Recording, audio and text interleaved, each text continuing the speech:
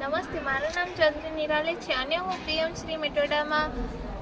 શ્રી મેટોડા પ્રાથમિક શાળામાં ભણું છું અને હું અભ્યાસ કરું છું 8સીમાં. તો આજે હું તમને શ્રી જ્યોતિર્લિંગ વિશે થોડીક માહિતી આપીશ, તો તમે બધાએ શાંતિથી સાંભળજો.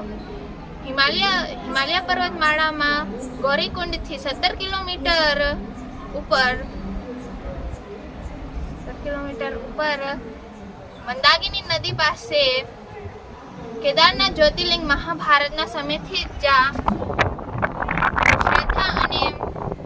શ્રદ્ધા અને આસ્થાનું માનવામાં આવે છે.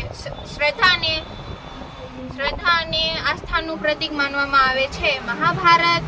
મહાભારતના યુદ્ધમાં કરેલા પાપોનું પ્રાયશ્ચિત કરવા માટે પાંડવો ભગવાન શિવની શોધમાં હિમાલય પર્વતમાળામાં નીકળ્યા હતા, પરંતુ ભગવાન શિવ તેમનાથી બચવા માંગતા હતા અને તેમણે નંદી એટલે બળદનું સ્વરૂપ ધારણ કર્યું હતું. જો કે ભીમે બળદ સ્વરૂપે આવેલા શિવને ઓળખી લીધા હતા અને તેમણે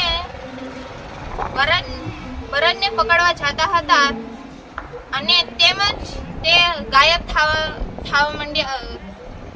થવા લાગ્યા હતા. તો પણ બળદની ખૂંડ તેમના હાથમાં આવી ગઈ હતી. જોકે આજે કેદારનાથ જ્યોતિર્લિંગ તરીકે પૂજવામાં આવે છે.